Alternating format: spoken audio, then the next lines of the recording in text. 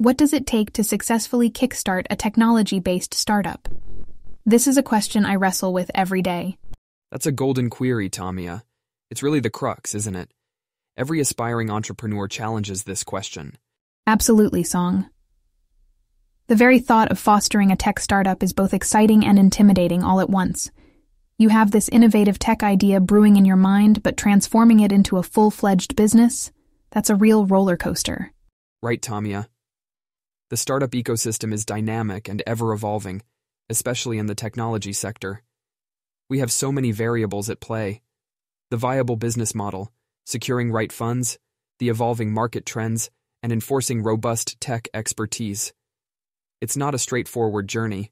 And don't forget about surviving amidst tough competition and keeping up with rapid technological advancements. A tech entrepreneur needs to ace it all.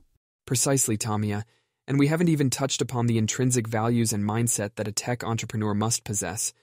Resilience, adaptability, a learning mindset, an analytic eye. The qualities are endless. Indeed, Song. These are challenges that dictate the onset and sustainability of a tech startup. But isn't it amazing how some startups not only survive, but actually excel and disrupt the market trends? Tamia, that's exactly what creates the allure of this industry. Despite its challenges, the startup world can be truly rewarding for those who master it. Stay tuned, folks, as we dig deeper into the intricacies of starting a tech startup. So let's start with the basic prerequisites. My mantra is simple: fortify your tech expertise. Like they say, you cannot sell something you don't know. That's so true, Tamia. But at the same time, having a new tech idea is not enough, right? Absolutely. Just because you have an idea doesn't mean it will convert into a successful tech startup. Here's where a business plan comes into the picture.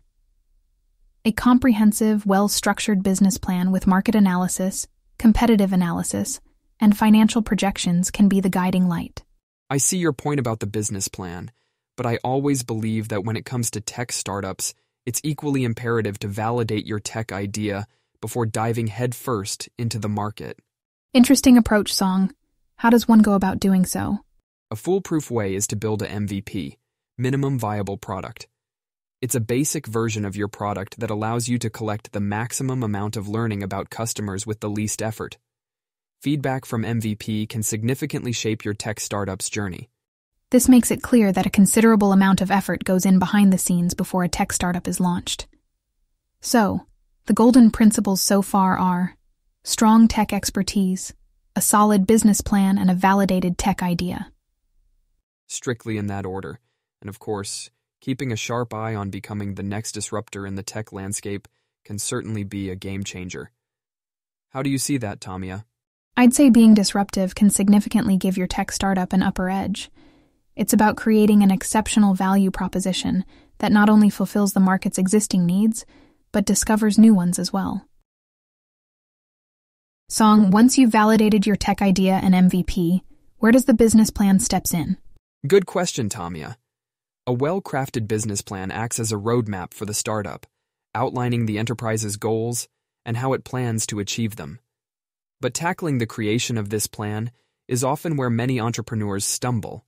Right, and perhaps one of the more common mistakes is being overly optimistic, correct? That's exactly it, Tamia. They are often overly optimistic about how much the startup can achieve, how quickly they can grow, and they ignore the potential risks associated with it. While optimism is crucial in entrepreneurship, it must be matched with a sense of realism. Agree. Over-optimism can cloud the judgments of the entrepreneurs. But I also think ignoring the competitive scene of the market is another pitfall, right? Yes, Tamia. Some entrepreneurs definitely fail to understand how existing competition in their chosen market can affect their business operations. It's important to complete a thorough competitive analysis which can identify potential threats and provide ways to combat these threats. And to avoid these mistakes, my advice would be to ensure a well-researched and balanced business plan. Seek advice from mentors, and remember it's a strategic document, not a work of fiction. Very well said, Tamia. I would suggest not rushing the process. Take your time, Delve into the nitty-gritty of your business. Right from your milestones to potential challenges, everything should be documented clearly. After all, a business plan is a reflection of your entrepreneurial acumen in black and white. Disruptive technology, Song. A term often thrown around, but few understand its true significance in the tech startup realm. Don't you agree? Exactly, Tamia. The very concept of disruption implies displacement and reimagining of existing market norms. So disruptive technology implies technology that shatters the status quo, rendering previous methods obsolete. And inevitably, these technologies prompt drastic changes in business strategies. It is crucial to understand that they do not attempt to compete with established technology or companies on their terms. Instead, they redefine the playing field. Spot on, Tamia. The impact of these technologies is sometimes hard to predict, but the propelling effect on startups can be tremendous. Let's take Airbnb as an example. Leveraging the sharing economy and the internet, it emerged as a novel model disrupting the entire hospitality industry. Important to note, though, not all disruptions are successful. There are struggles and challenges, too. An apt example would be Google Glass. Technically, it had potential to be highly disruptive but didn't pan out. Right you are. A lesson for startups. Disruptive doesn't always mean successful. It's about practicality, value addition, and timely market entry. Song. Let's talk about spotting disruptive tech trends. How can entrepreneurs identify them amidst the buzz of innovations? One way is to closely follow technological advancements and market trends. But it's more than that. They need to extensively analyze the implications of new technologies on industries and consumer behavior. Think about artificial intelligence. It's not just the technology people need to consider, it's all the industries it can revolutionize. So you mean it's not just about the technology? It's about assessing its potential to disrupt established systems? Yes, Tamia. And there are patterns, for instances, technologies gaining quick popularity among users or those reducing complexities remarkably might show disruptive potential. But entrepreneurs need to stay attuned to subtle signs as well, such as enthusiasm within tech communities or unusual investment patterns. It seems to be a mix of market observation, industry knowledge, and possibly a good dose of intuition. But Song, looking at the current tech landscape, where do you see the potential for major disruption? I think the opportunities for disruption are vast. Areas like AI, quantum computing, edge computing, and augmented reality are worth exploring, to name a few. These domains have the potential to redefine several aspects of our lives and business operations. Certainly, there seems to be an unending list of possibilities. Thanks for your insights, Song. It's clear, spotting disruption requires a keen eye for trends, a grasp of technology's larger impact, and sometimes, trusting one's gut. Song. Prototyping has been a game-changer for me at work. The immediate feedback from users has not only helped me improve the product, but soothed my nerves by eliminating the guesswork. How do you see the role of prototyping in the early stages of tech startups? Well, Tamia, prototyping in tech startups is essentially the embodiment of the idea. It is the idea brought to life. It turns a concept into something tangible that you can test, tweak, and improve. It's the physical manifestation of your pitch, a demonstration of your idea's viability. Given its benefits, it's alarming how lightly some entrepreneurs take prototyping. Why do you think that is? There could be various reasons, Tamia. Some entrepreneurs might think it's extra work, adding to their timeline. Others could be apprehensive about exposing their idea to early criticism. But I completely agree with you. The benefits of prototyping far outweigh these fears. Feedback at an early stage is invaluable, and it's better to fail and learn during prototyping rather than when your full-fledged product is in the market. Exactly, Song. Prototyping not only brings us closer to the end solution, it can save a lot of resources we might waste developing the wrong thing. It ensures that we are making something that our target user actually wants and needs. Let's not forget about the early successes of some of the most renowned startups anchored in prototyping. A prominent example that immediately comes to mind is Dropbox. Their revamp from a simple file syncing solution into an intricate cloud storage and collaboration platform is nothing short of remarkable. I remember the Dropbox prototype. It was rather raw and minimal, but the key elements were there: simple file synchronization, user-friendly interface, and effortless sharing abilities. Yes, and instead of spending time developing a full-fledged product without any user validation, they decided to create a video demonstrating how Dropbox would work. Armed with that, they then launched it to an audience of tech-savvy users. Yes, and as per reports, the waiting list for the beta version went from 5,000 to a whopping 75,000 overnight. This validated their idea, gave them direct feedback, and made them aware of the demand in the market. Exactly. And we can also talk about Twitter here. From being just another project within the company Odeo to becoming a global phenomenon, their journey is a testament to the power of prototyping. Twitter, a classic case of pivoting. Their initial project was an audio platform, but upon realizing the potential of a side project they were working on, they took a massive risk and decided to focus primarily on it. This side project is the Twitter we know today. That's right, Song. And it's just the tip of the iceberg. The world of startups is filled with such stories. It's crucial for our listeners to understand that it's essential to build, measure, learn, and repeat. Isn't that right, Song? Without a doubt, Tamia. Prototyping is not just about creating a physical model of your product, it's about learning, adapting, and increasing your chances of success in an incredibly competitive landscape. A shift of gears, Tamia. Let's talk about intellectual property rights, something often glossed over by new entrepreneurs. True, Song. IP rights, intellectual property rights. Incredibly crucial, yet often overlooked when kickstarting technology startups. You know so much about hardware. How much do you know about IP rights? Well, I'd say I have a fair understanding. I mean, it's an umbrella term that encompasses patents, copyrights, trademarks, and trade secrets, which are all distinct types of intellectual property. Right. Let's start with patents. They grant inventors exclusive rights to their innovations for a specific period of time. In the tech world, this is especially significant since it prevents others from commercializing patented technologies. Exactly. Trademarks, on the other hand, protect names, phrases, symbols, or designs that identify the source of goods or services. Like you said earlier, Twitter is an ideal example of how strategic naming can establish brand recall in the market. Correct. Now, copyrights, they protect original works of authorship, such as software. And trade secrets, they protect information that has commercial value from being disclosed. Like the formula for Coca-Cola. Right. Coca-Cola's formula is a classic example of a trade secret. But coming back, why is understanding these rights and obtaining them early on so crucial for tech startups? Well, Song, it's simple.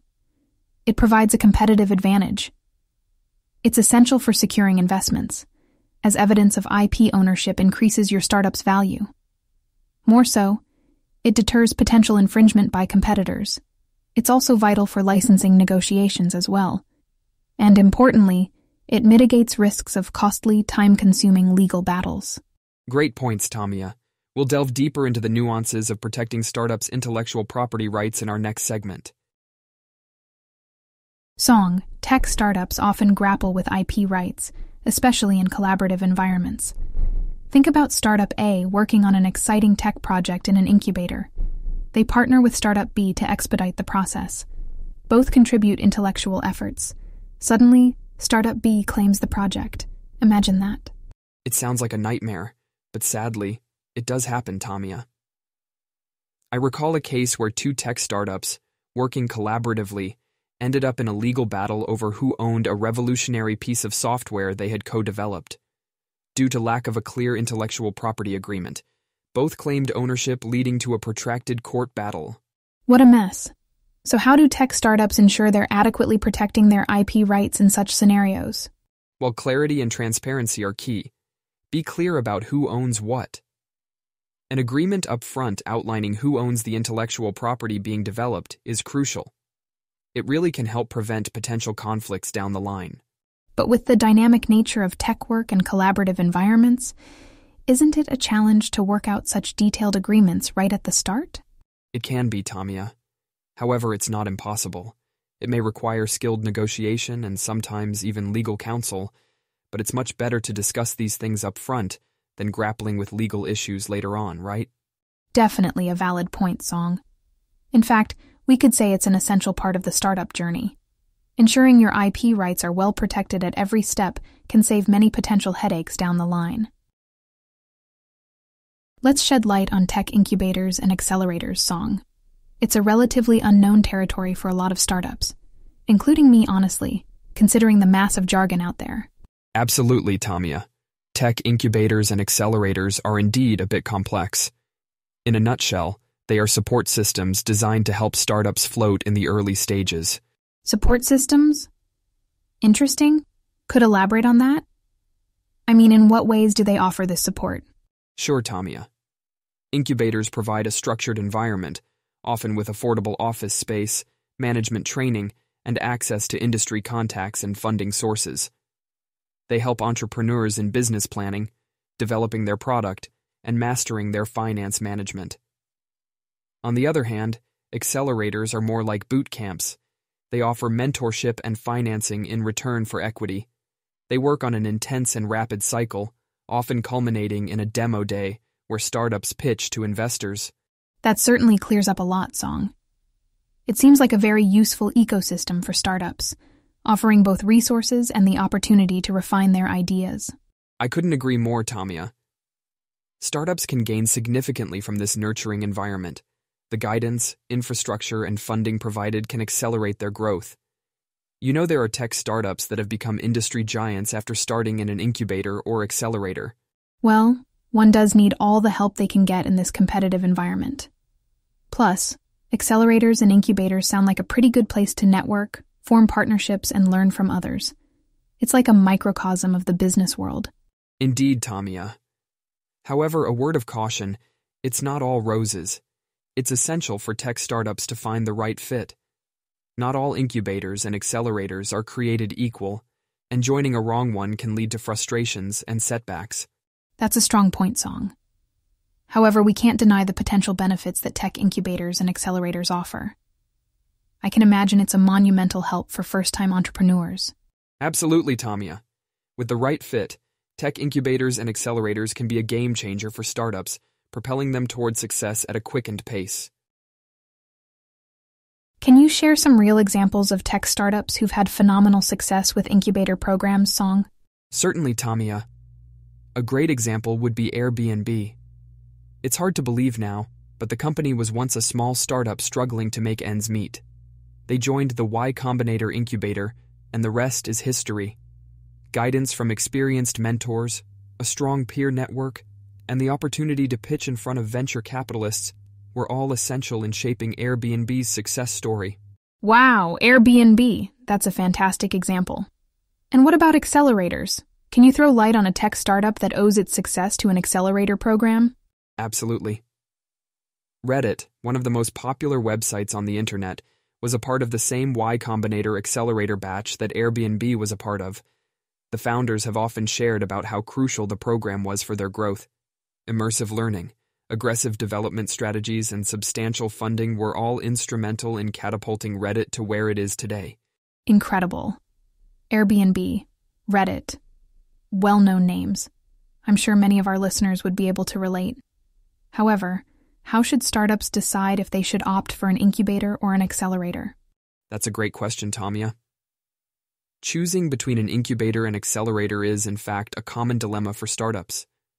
Incubators are often a good fit for startups with ideas in place, but needing assistance in developing a business model, while accelerators are more suitable for startups with an established idea and business plan, looking for a push in the growth phase. Ultimately, it boils down to the startup stage of development, growth trajectory, and specific requirements.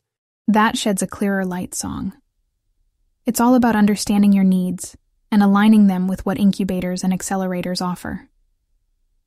For a tech startup, these platforms can indeed open up paths to immense growth and success. Thanks for the insight, Song. As we draw close to the end of this episode, Song, it's amazing how much we've discussed today. From conceptualizing tech-based startup ideas to nurturing them in the right environment, there's indeed a lot to learn before stepping into the startup world. Absolutely. Fortifying one's tech expertise is indispensable to begin with. As we've discussed, drafting a detailed business plan is equally important, not just for clarity of vision, but also to convey our proposition to potential investors. And I cannot stress more on the significance of disruptive technology in today's ever-evolving tech landscape.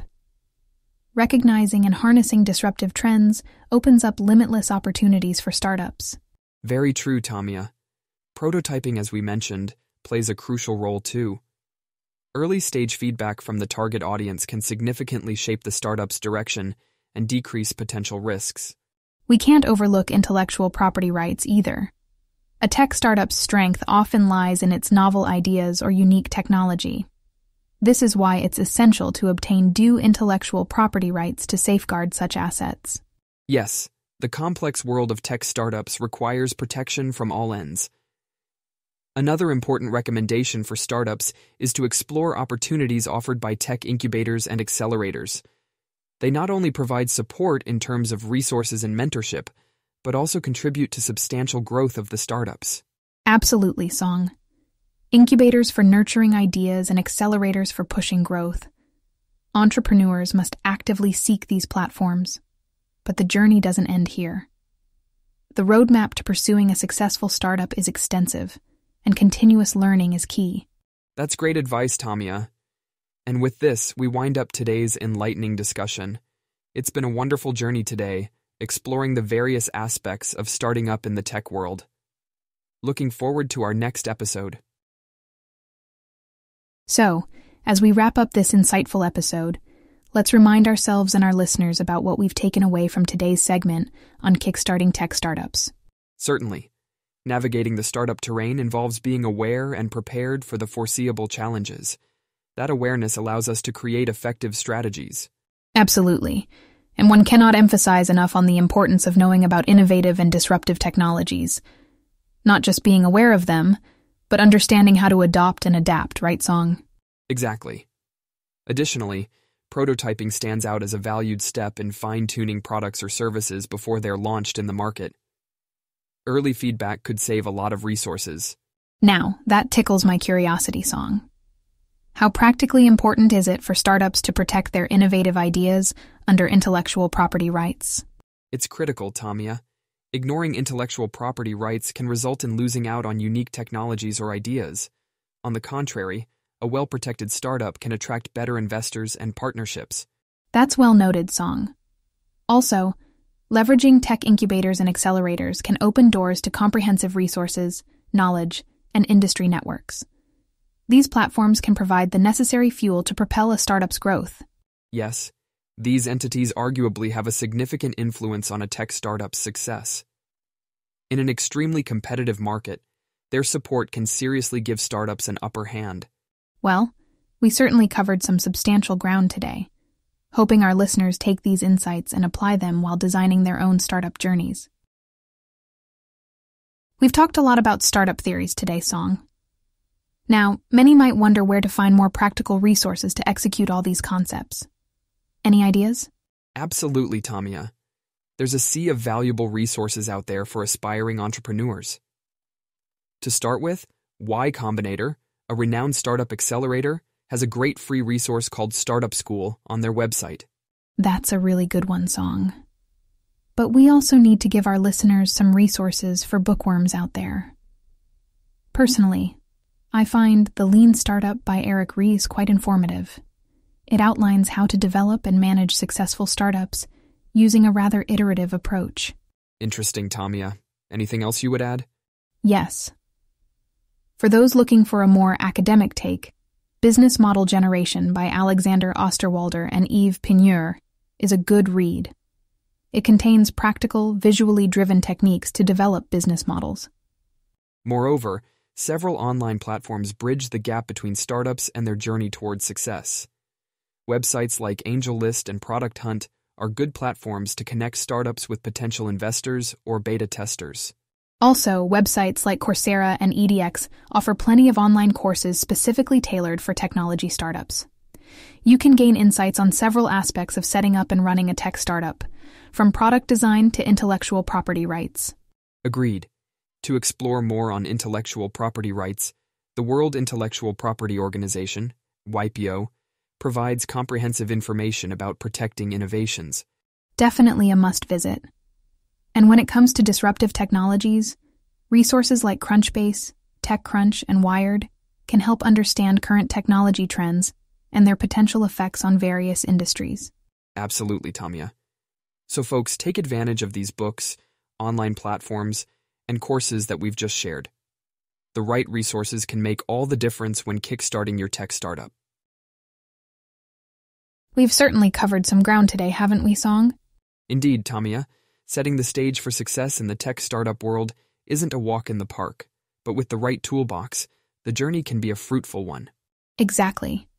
It involves a dynamic concoction of technological skill, strategic planning, an innovative mindset, and, as we've emphasized today, a perpetual readiness to adapt and learn.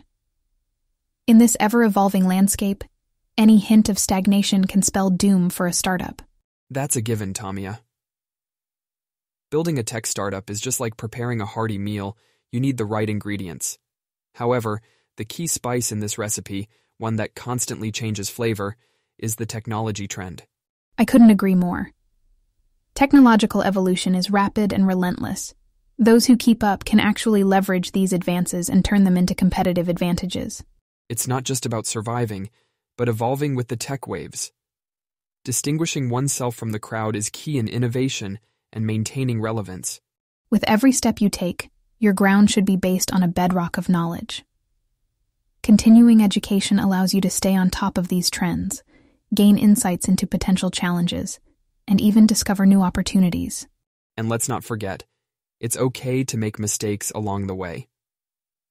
Startup culture is all about learning and improving. Breaking new ground often implies stumbling over the unknown. However, it's learning from those stumbles that strengthen the startup towards its success. Well said, Song.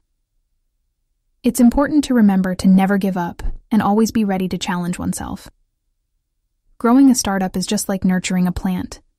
It requires time, patience, and constant care. However, once it starts bearing fruit, all the hard work pays off. Exactly, Tamia. So folks, as we wrap up today's episode, we hope you've gained valuable insights you can use on your own startup journey. And remember, the learning never stops. That's the beauty and challenge of the tech world. We will be back next time with more practical insights and advice for navigating this dynamic tech startup world. Until then, keep innovating and evolving. Stay tuned in to Cracking Silicon Alley, the Startup Guide.